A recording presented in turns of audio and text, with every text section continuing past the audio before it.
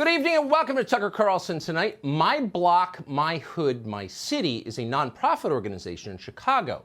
It's designed to teach kids how to become responsible citizens. Now, we can't tell you if the program actually works, but we do know they seem to be aiming in the right direction. Last Saturday afternoon, 4 members of this group went to Chicago's Bronzeville neighborhood to hang Christmas lights. Pretty nice thing to do. Bronzeville was once the center of Chicago's thriving black-owned business district, but at this point, it's just another dangerous neighborhood in a decaying city. How dangerous is it? Well, as the kids hung their Christmas lights, 4 thugs got out of an SUV and robbed them. Then a few hours later, someone set fire to a Christmas tree they had set up in a nearby park. Who sets fire to Christmas trees? Well, suddenly a lot of people do. Last December, the same group of volunteers in Chicago had another one of their Christmas trees burned to the ground. The year before that, someone ran over the Christmas tree in Chicago's Washington Park with a car. So there seems to be quite a bit of Christmas tree destroying going on all of a sudden. What does it mean? Well, let's see. This isn't just a matter of people setting fire to balsam firs. A Christmas tree is a symbol. It's a symbol of a specific culture. It's a symbol of a much-loved tradition that is hundreds of years old. But above all, it's a symbol of a religion, in this case, the world's largest religion. Torching Christmas trees is an attack on Christianity, obviously. It's an assault on religious observance. By current standards, destroying someone's religious symbol would be called a hate crime. That's a category much beloved and meticulously chronicled by the Biden Justice Department.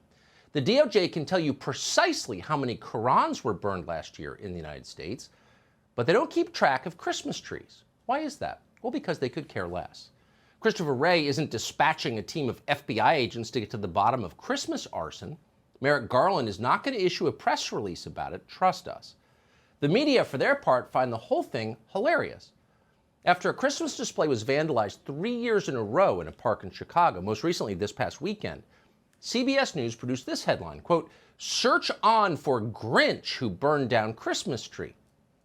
Oh, so it's a Grinch. Not an arsonist, not a dangerous anti-Christian psychopath. No, it's a Grinch, an amusing, dwarfishly cute cartoon character absolutely nobody can take seriously. But this is serious. These are not isolated incidents, and they're not being perpetrated by Grinches. In Oakland, California, a few days ago, a still unidentified arsonist doused a 52-foot Christmas tree in Jack London Square with lighter fluid and then burned it down. Just this morning, right after midnight, in the center of Midtown Manhattan, someone torched the Christmas tree right outside Fox News headquarters. It went up in smoke while Shannon Bream was live on the air. All right, a bit of breaking news for you tonight. You're looking at live images. This is the Fox Square in New York, outside of Fox headquarters. It appears that our giant Christmas tree there, just a couple of minutes ago, was completely engulfed in flames. It appears crews are there on the scene. You see the smoke in the aftermath as they're trying to get that under control. So in this case, in the case of the tree right in front of Fox News in Manhattan, police caught the man they say did it. They tell us his name is Craig Tamahana. He had a lighter in his pocket. Fox security saw him start the fire after he climbed the tree. Why did Tamahana do this? Well, we don't know. But the more obvious question is, why was he on the street in the first place? According to New York's police commissioner, Tamahana was wanted on several criminal offenses. Quote, he was issued earlier this year some appearance tickets and didn't come back to court, which is something we see all too often. So here we have yet another criminal set free by left-wing ideologues to terrorize everyone else. This is the 3rd arson attack on a Christmas tree, at least in a major American city, in the past week. Time to connect some dots here? No. Here's the New York Times headline, quote, Fox News Christmas tree catches fire in Manhattan. Right, so it turns out the tree just caught fire. It self-immolated, the usual spontaneous combustion at work in Midtown. Just like that red SUV that went rogue after the Rittenhouse verdict in Wisconsin and by itself murdered children and grandmothers in a parade, because sometimes these things just happen. It wasn't that long ago, you should know, that the New York Times was a semi-legitimate newspaper that reported the news. It wasn't always a Stalinist propaganda outlet designed to confirm the bigotries of the smallest-minded, unhappiest, most self-satisfied people in America. In other words, it wasn't always NPR. But now it is, and very few people are still listening. Everyone who actually lives in this country knows exactly what's going on. Look around. Our streets are dangerous, much more dangerous than they've been in a long time, in decades. There are a lot of reasons for that, but one reason is our cities are overrun with mentally unstable vagrants who are living on the sidewalks. Now, for a long time, we've called these people homeless, but let's stop doing that. The homeless is a political term which is intentionally devised to mislead you. In fact, this problem has very little to do with homes or available housing or whatever Orwellian phrase they're using at this point to pretend these people have no place to stay. A lot of them could be staying indoors. They don't want to because they're addicted to drugs. It's that simple. America has a massive drug crisis now in progress. The rest of us have been trained to ignore it or deny it. But it's absolutely real, and if you live in a city, you cannot pretend it isn't. Andrew Yang ran for mayor of New York this spring and at one point made the mistake of saying what every single person in Manhattan knows to be true. Watch. The fact is, mentally ill, homeless men are changing the character of our neighborhoods.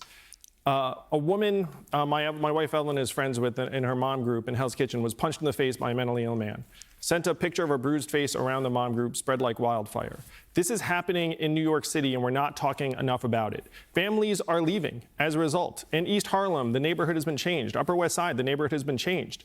We owe our people and our families better than this, and I'm frustrated by the political nature of these responses. I mean, we're not talking about housing affordability. We're talking about the hundreds of mentally ill people we all see around us every day on the streets and the subways. There will be no recovery until we resolve this. I will fix this, New York. So here you have an innocent mother punched in the face on the street. Now you'd think the Violence Against Women caucus might have something to say about this, but no. Instead, they attacked Andrew Yang for noting it.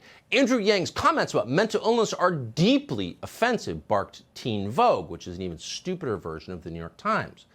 Democratic mayoral candidate Maya Willie denounced Yang's description of violent crime as, quote, deeply disturbing, deeply lacking in compassion. Unmentioned was the woman who got punched in the face by the lunatic. No compassion for her.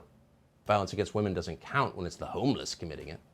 In the end, Andrew Yang lost the mayor's race, but the mentally ill drug addicts who punch women in the face are still there. They're still roaming Midtown. They're a protected class. According to the Washington Post, these people must now be referred to as unhoused individuals or people experiencing homelessness. In other words, they have a right to live in tents across from your house, shooting heroin with their pants down as you walk your kids to school. They really think that. When the city of Washington, D.C. moved an encampment of junkies recently, one city councilman described this as, quote, an eviction. In other words, your streets belong to them. Now, these aren't just misguided attitudes, they are suicidal attitudes. Any society that gives drug addicts preference over homeowners will not last long. In the meantime, people die. People die who don't deserve to die. In Florida the other day, a vagrant murdered a 14-year-old boy who was out riding his bike. Police say the killer is called Semi Lee Williams. He had felony arrests in Georgia and California, including charges for aggravated assault and battery. Why was he in jail? Well, because authorities in Georgia and California let him go. So he went to Florida and murdered a child.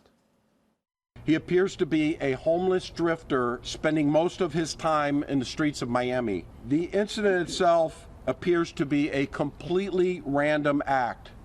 We do not have a motive in this case. It appears to be an absolute chance encounter between a child on a bicycle and an animal that probably should not be out on our streets. It appears to be a random act. Well, you do wonder about that. But he called him an animal that probably should not be out on our streets, and that is absolutely true. Saying that out loud will not return this boy to his parents. He is dead. But saying it out loud is a start. You cannot solve problems until you resolve to stop lying about them, which we should do. Hey, Sean Hannity here. Hey, click here to subscribe to Fox News YouTube page and catch our hottest interviews and most compelling analysis. You will not get it anywhere else.